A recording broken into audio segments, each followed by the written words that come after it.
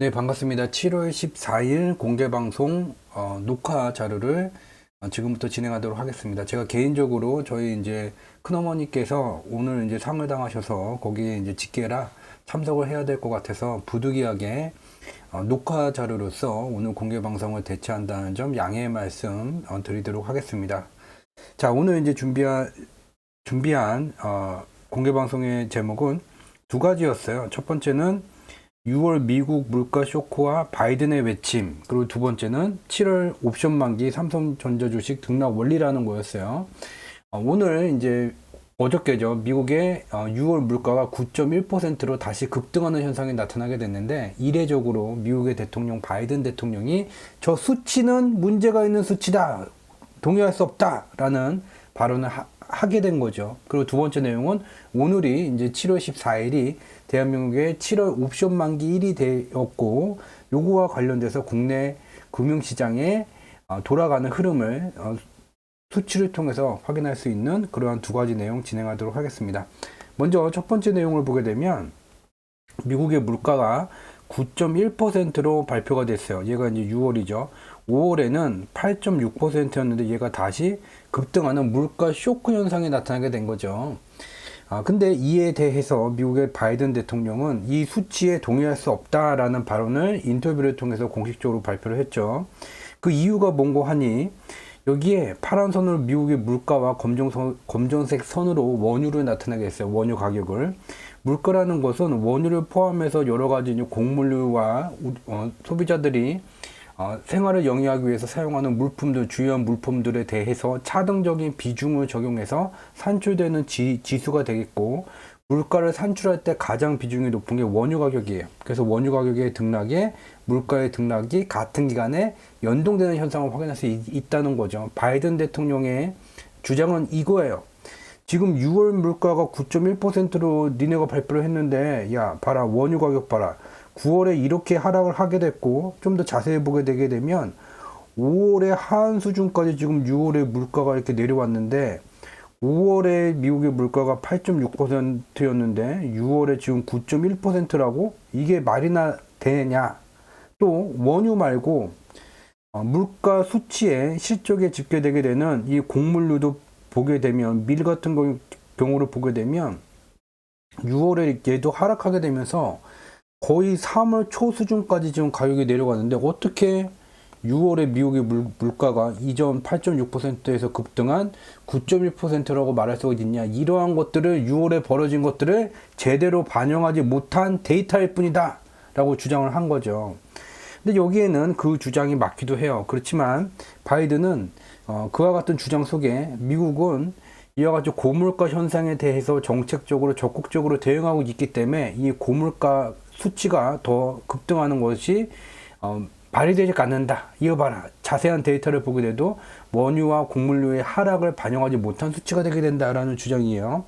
그렇지만 우리는 지난 공개 방송들을 통해서 미국이 물가가 2021년 3월에 2%가 넘어서게 됐고, 2022년 3월에는 8.5%까지 급등할 때까지 아무런 정책적 대응, 고물가를 제어하기 위한 정책적 대응을 하지 않았다는 것을 우리는 살펴봐 왔었고, 3월에서 기준금리의 째간이 0.5% 정도 살짝 올려보게 됐고, 본격적으로 미국이 정책적으로 고물가 현상을 제어하기 위해서 기준금리를 1.0%까지 올리고 보유자산 매각을 통해서 추가적인 미달러 유동성 흡수를 시작한 것은 6월서부터예요. 6월서부터서야 기준금리를 1.0%까지 올리고, 또 경기부양 과정에서 시장에서 매입했었던, 중앙은행이 직접 매입했었던 국가 채권과 우량 회사채를 시중에다 매각하면서 매각하는 채권의 가격만큼 미달러 유동성을 추가로 흡수하는 과정이 진행되고 있고,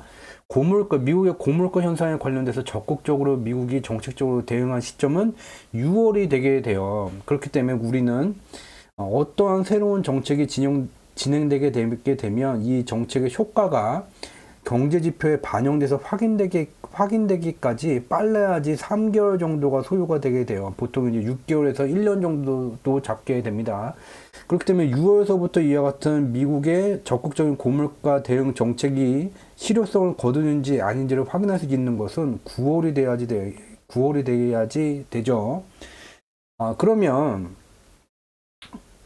그렇기 때문에 지금 미국의 바이든 대통령이 미국이 고물가 현상에 대해서 적극적으로 정책적으로 대응을 하고 있는 과정에서 미국의 6월 물가가 다시 급등하는 것은 말 자체가 되지가 않는다. 데이터가 잘못됐다라고 주장을 했지만 6월서부터서야 적극적으로 고물가에 정책적으로 대응을 하게 됐고 그것이 경제 지표에 반영되기 위해서는 9월 정도가 돼야 된다. 바이든 대통령의 주장에는 좀 동의할 수가 없다. 이제 동의할 수 없다는 것을 넘어서 바이든 대통령이 주장했었던 6월에 미국의 원유 가격, 밀 가격 등이 빠졌다. 근데 보게 되면 이와 같은 원유 가격과 밀 가격의 가치를 측정하는 단위인 미 달러가 더 상승하면서 강세 현상을 더 나타나게 됐죠. 즉 돈의 가치가 더 상승함에 따라서 원유와 밀 가격 등 이뿐만이 아니라 같은 기간에 주식 가격도 상승세가 약화되게 되면서 상승세를 반납하는 현상이 나타나게 된 거죠. 그래서 우리가 여기서 확인할 수 있는 것은 6월서부터서야 미국이 고물가에 대해서 정책적으로 대응하기 시작했기 때문에 9월이 되어야지 그 결과를 경제지표로 반영되어서 확인할 수가 있게 된다. 바이든 대통령이 주장한 원유 가격이 6월에 빠지고 밀 가격이 6월에 빠진 것은 미국의 고물가 대응 정책 때문이 아닌 미 달러의 추가적인 강세 형성 때문에 이렇게 된 것이다. 그러면 이 미 달러의 추가 강세 현상이 왜 발생이 되게 된 것이냐? 여기에 파란 선으로 나타나는 게 미국의 물가가 되게 되고 빨간 선으로 나타나는 건 미 달러 가치예요. 미 달러 가치 강세면 위로 가고 미 달러 가치 약세면 밑으로 가게 되죠. 근데 여기서 주목해야 되는 것은 미 달러 가치가 미 달러 유동성이 증가되어 그렇게 되면 이전보다 시장에서 미 달러를 찾아보기 쉬워지게 되게 되죠. 그렇게 되면 미 달러 가치는 밑으로 떨어지게 돼요. 유동성이 많아지면 미 달러 가치는 떨어진다. 돈의 가치가 떨어지게 되니 반대로 물건의 가치는 상승하는 현상이 나타나게 돼요. 반대로 미달러 가치가 강세를 보이게 되면 물가는 밑으로 떨어지게 되는 거죠. 이와 같이 역의 관계가 존재를 하는 것이 미달러 가치와 물가가 되는 거죠. 근데 이상한 현상이 나타나게 됐죠. 2020년도서부터 코로나19 감염 확산으로 실물 경제가 멈춰서게 되자 미국은 경기를 부양하기 위해서 매우 단기간에 미달러 유동성 공급 속도를 증가시키게 되게 됐고 이에 따라서 돈의 양이 증가되니 미달러 가치는 떨어지고 물가는 상승하는 현상이 출발이 된 거죠. 근데 2021년 5월서부터 이상한 현상이 나타나게 됐어요. 물가가 계속 상승하는데 미달러 유동성이 증가세를 나타내고 있음에도 불구하고 미달러 가치가 인위적으로 조작적으로 강세 현상이 진행이 되게 된 것이죠. 자, 이와 같은 2021년 5월서부터 시작된 미달러 가치 강세 현상이 진행됨에 따라서 강세를 나타냈던 미국의 주요한 원유 가격, 밀 가격 모두 하락하거나 상승세가 둔화되는 그러한 현상이 나타나게 됐고 특히 미 달러의 단위로 미 달러의 단위로 실적이 집계되게 되는 주요한 경제 지표, 무역 수지나 기업 이익도 2021년 5월 이후에 이와 같이 무역 수지도 마이너스 폭이 더 커지게 되게 되고 기업 이익의 증가세가 둔화되는 이와 같은 현상이 나타나게 됐어요. 그래서 정리를 하면 2022년 6월에 바이든 대통령은 밀 가격도 빠지고 원유 가격도 빠졌기 때문에 미국의 물가가 6월에 9.1%까지 다시 쇼크 수준으로 상승한 것은 말이 되지 않는다. 우리는 정책적으로 고물가를 잘 대응하고 있다라는 주장이 말이 되지 않는다는 거죠. 왜? 첫 번째는 6월서부터 적극적으로 물가에 대응하기 시작했고 그렇게 되면 9월 정도가 되어야지 경제지표에 반영되게 된다. 6월에 원유나 밀 가격 등 주식 가격 등이 빠지게 되게 된 것은 미달러 선물 가격, 미달러 가치 강세 현상이 더 진행되게 됐기 때문이다. 또한 이와 같은 미달러 강세 현상이라는 것은 2021년 5월서부터 진행되게 됐는데 이게 이전과 같이 물가와 반대로 움직이지 않는 같은 방향으로 움직이게 되는 변동성, 조작적 상승세 변동성이라는 게 작용하고 있다. 왜? 미 달러도 선물 시장에서 거래되는 상품 중 하나가 되게 되죠. 원유도 마찬가지예요. 무엇이 됐든 간에 실물 경제에서 중요한 상품임에도 불구하고 선물 시장에서 반영되게 된다는 것은 그거에는 금융상품으로서의 변동성이 작용하게 된다는 거죠. 그래서 우리가 이전 공개방송에서 살펴봤었던 내용이 되겠죠. 미 달러 선물이에요. 미 달러 선물이 2021년 5월서부터 미달러 유동성이 증가하고 있음에도 불구하고 향후에 미달러 선물이 상승하면 돈을 벌겠다는 선물 매수 포지션이 구축이 되게 됐죠. 돈의 가치가 계속 올라가게 돼요. 그렇게 되면 돈의 단위로 실적이 집계되게 되거나 돈의 단위로 가치가 측정되게 되는 이와 같은 금융상품들은 하락하는 현상이 나타나게 되고, 심지어 안전자산도 같은 기간에 하락하는 현상이 나타나게 됐죠. 국채도. 그렇기 때문에 미달러 가치의 이와 같은 상승세는 매우 조작적이고 과한 수준까지 진행되게 됐다. 그에 따라서 한 달 단위의 변동성을 다루게 되는 옵션 시장에서도 하방 쪽으로 자금이 이동하는 현상이 나타나게 됐어요. 근데 이것이 이전에 이제 공개 방송에서 공유한 바와 같이 6월 13일 미달러 선물 만기 이후에 얘가 선물 매수 포지션이 매도 포지션으로 전환되는 중이고, 다른 금융상품들은 매도 포지션이 매수 포지션으로 전환되는 지금 초기 상태예요. 거기까지 살펴보게 됐고, 이와 같이 2021년 5월서부터 2022년 6월 13일까지 미달러 가치 강세에 따라서 주요한 상품들이 하락하는 현상, 심지어 미달러의 단위로 실적이 집계되게 되는 미국의 무역수지, 기업이익, GDP 실적도 침체 내지 둔화되는 현상이 나타나게 됐고, 마찬가지로 미달러 가치와 교환되는 미 달러 대비 원화 환율도 약세 현상이 나타나게 되죠. 왜냐면 미달러가 이와 같이 파란색 선이 미달러 가치인데, 미달러 가치가 강세를 나타냄에 따라서 미달러 대비 원화 환율이 상승하는 원화 가치 약세 현상이 지금 진행되는 거죠. 상승한다고 다 강세를 나타나는 것은 아니에요. 미달러 대비 원화 가치 약세 현상이 나타나게 돼요. 이것을 두고 우리가 금융위기 때나 외환위기 때 이와 같이 원화 환율이 약세를 나타내는 빠르게 약세를 나타내는 현상이 나타나게 됐다. 근데 지금 봐라,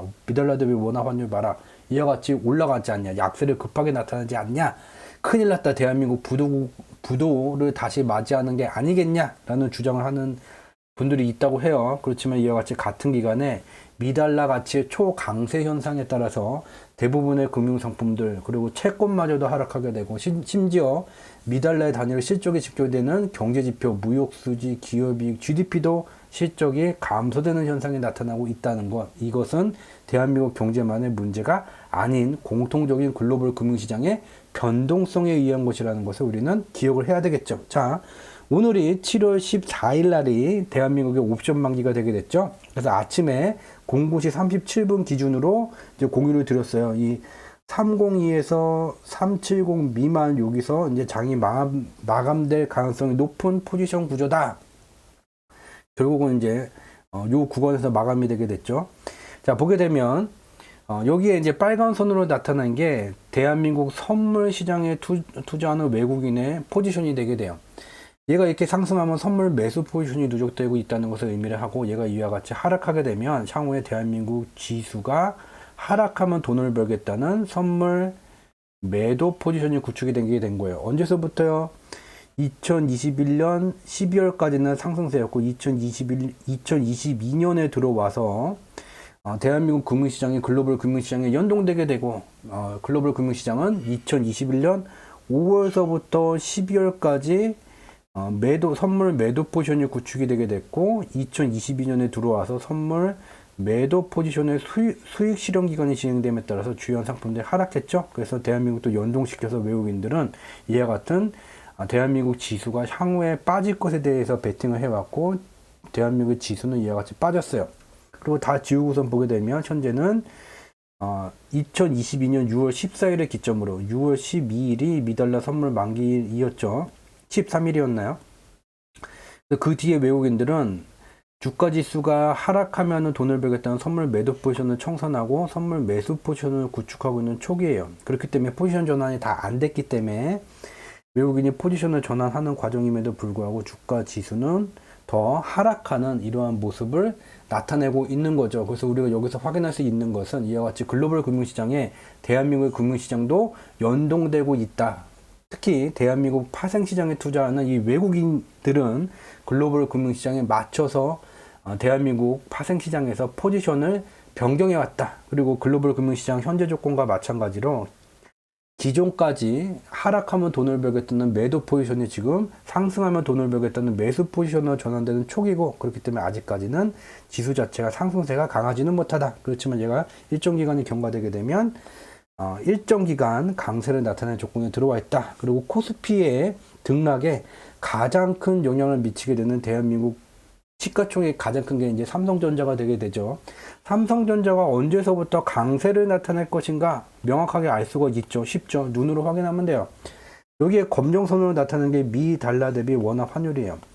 얘가 강세를 나타내다가 약세로 전환되게 되게 되면 외국인들은 달러를 갖고 와서 원화로 환전해서 삼성전자와 같은 대형주를 가지고 있는 거죠. 근데 얘가 이제 원화 가치가 이 환율이 약세로, 원화가 약세로 돌아서게 되면 이 들고 있는 것만으로도 가격 손실 현상이 나타나게 돼요. 그래서 얘가 다 지우고 다시 보게 되면 이 검정색 화살표를 나타낼 때마다, 원화 가치가 약세로 전환될 때마다 삼성전자 주가는 하락 조건이 갖춰지게 돼요. 여기에다가 반도체 지수 자체가 반도체 업황이 좋았음에도 불구하고 삼성의 다른 부분의 실적이 악화되게 되면 삼성전자 주가 당연히 빠지겠죠. 여기도 삼성전자 주가가 빠질 조건인데 실적마저 안 좋아요. 그렇게 되면 빠지는 거죠. 여기도 다시 원화가 약세로 돌아서게 되고, 그러면 삼성전자 주가 빠질 조건이죠. 근데 반도체 업황이 폭발적으로 좋아지게 되고, 이에 따라서 삼성전자 실적이 좋아지게 돼요. 그러면 삼성전자 주가는 올라가다가 결국에는 2021년 05월서부터 미달러와 가치가 교환되는 반도체 지수 자체도 약세로 전환되게 되고, 그리고 환율은 이와 같이 삼성전자 주가가 빠질 조건에 와 있게 되게 되니 주가는 다시 하락세로 전환되게 됩니다. 그러면 언제쯤 좋아지겠습니까? 삼성전자 주가가 강세를 보이기 위해서는 얘가 미달러 대비 원화 환율이 이제 약세를 보이다가 밑으로 꺾여져 내려오는 조건이 일단 갖춰져야지 되겠고, 반도체 업황이 다시 좋아져야지 되겠고, 물론 얘는 이제 미달러 가치가 약세로 돌아서야 되겠죠. 이와 같은 조건이 갖춰질 때 삼성전자 코스피는 더 강하게 상승할 수 있다. 그리고 저희가 공개 방송이었으면, 실시간 공개 방송이었으면 좀 더 이제 기술적 분석에 관련돼서 이제 많이 나눔을 했을 거예요. 그래서 녹화 방송이기 때문에 그래도 해야 되겠죠. 삼성전자 주가예요. 일봉이고요. 여기에 보게 되면 지금 캔들을 보게 되면 이와 같이 하나, 둘, 세 개 바닥이 만들어지게 됐죠. 그래서 사케다의 3000이라는 게 존재를 해요. 이제 외국식으로는 헤드앤숄더, 역 헤드앤숄더라고 말해요. 근데 이제 미국의 기술적 분석 방법들이 일본보다 정교하지를 못해요. 이 원형적인 기술적 분석의 이 원형을 가지고 있는 거고, 일본 사람들은 여기서 좀 더 발전되고 치밀하고 세부적으로 측정 가능한 수준으로 좀 정교화를 많이 시켜놨어요. 그래서 사케다의 3000이라는 게 존재를 하게 돼요. 그래서 세 개의 냇물이 흘러가는 모양을 나타나게 되는데, 여기에 병목을 넘어서게 되면, 병목을 넘어설 때 아까 미달러 대비 원화 환율이 약세를 나타내다가 꺾여 내려오고 미달러 강세가 약화되면서 반도체 지수의 침체 현상이 상승세로 전환되는 조건을 마주하게 된다면 삼성전자 코스피는 기술적 분석상으로도 이 사케다의 3000 조건을 갖추게 됐다라고 판단을 될 수 있다는 거죠. 즉, 기술적 분석만 하는 것보다는 이와 같은 경제지표의 인가 분석 내용을 함께 접목을 하게 될 때 이길 확률에 투자하는 것이 아닌 반드시 이길 수뿐이 없는, 미리 승리하고 대응을 할 수 있는 그러한 투자를 할 수 있다는 것도 우리는 반드시 기억을 해야지 되겠습니다. 오늘 다시 한번 말씀을 드리자면, 녹화 방송으로 공개 방송을 대체하는 이유는, 제가 오늘 저희 이제 큰어머니께서 돌아가셨다는 연락을 점심때 받았어요. 근데 이제 저희가 직계이기 때문에 저희 아버지의 이제 형수님이잖아요. 그렇기 때문에 저희가 이제 가 있어야 되는데, 제가 이제 별도의 저희 과정이 존재를 해요. 그게 진행 중이었어 갖고 분석 중이었기 때문에 그거를 접을 수가 없어서 빨리 가지를 못하게 됐고, 그리고 공개 방송도 하기로 약속이 되어 있는 거고, 또 제가 굉장히 공을 들여서 재미를 갖고 있는 부분이 여러분들과 많은 것들을 나누는 거죠. 그래서 자리를 뜰 수가 없었기 때문에 이와 같이 녹화 방송만이라도, 오늘 이제 상을 당하셨는데 내일 찾아뵙는 건 직계로 가족으로서 하면 안 될 짓이잖아요. 그래서 이 녹화 방송을 업로드하고 늦게나마 저희 아버지 댁으로 가서 아버지를 태우고 다시 그 장례식장까지 갔다가 그렇게 좀 새벽이 되더라도 그렇게 좀 진행을 해야 될 것 같아서 좀 양해의 말씀 드리도록 하겠습니다. 저는 다음 주 화요일, 목요일 밤 10시에 다시 우리의 삶에 조금이라도 도움될 수 있는 양질의 콘텐츠를 늘 지독, 중독, 고독의 3독의 정진을 통해서 발굴해서 여러분들과 나누도록 하겠습니다. 여러분들 삶에서 조금이라도 불편하거나 근심을 만들게 되는 그러한 금융현상, 경제현상이 발생이 되게 된다면 유명한 사람의 말만 듣고 잠을 못 이룰 것이 아니라 바로 저에게 제보를 주게 되면 숫자로 표현된 경제지표의 원인과 결과 분석을 통해서 유명한 사람의 말이 어디까지가 참이고 어디까지가 거짓인지 현재는 60초라는 시간이 주어지게 되면 이와 같이 눈으로 직접 확인할 수 있는 경제지표의 실적을 누구나 50개에서 100여 개까지 확인할 수 있는 놀라운 시절을 살아가고 있다는 것 또한 이와 같은 경제지표의 인과 분석을 통해서 우리의 삶에서 매번 마주치게 되는 의사결정의 순간에 조금이라도 나은 의사결정을 내릴 수 있게 된다면 매우 단기에 개인의 삶에서 불편했던 것들이 사라지게 되는 그러한 경험을 갖게 된다는 놀라운 경험을 나누기 위해 2018년 06월서부터 말이나 가설이나 추측이 아닌 수치로 반드시 검증된 내용만 공개방송을 통해서 많은 분들과 나누고 있습니다. 삶의 가치를 함께 만들어 가고자 합니다. 저희 경제지표 스토리텔링이 진행했었던 7월 14일 공개방송은 여기서 마치도록 하겠습니다. 행복 가득한 시간 되시기 바랍니다. 고맙습니다.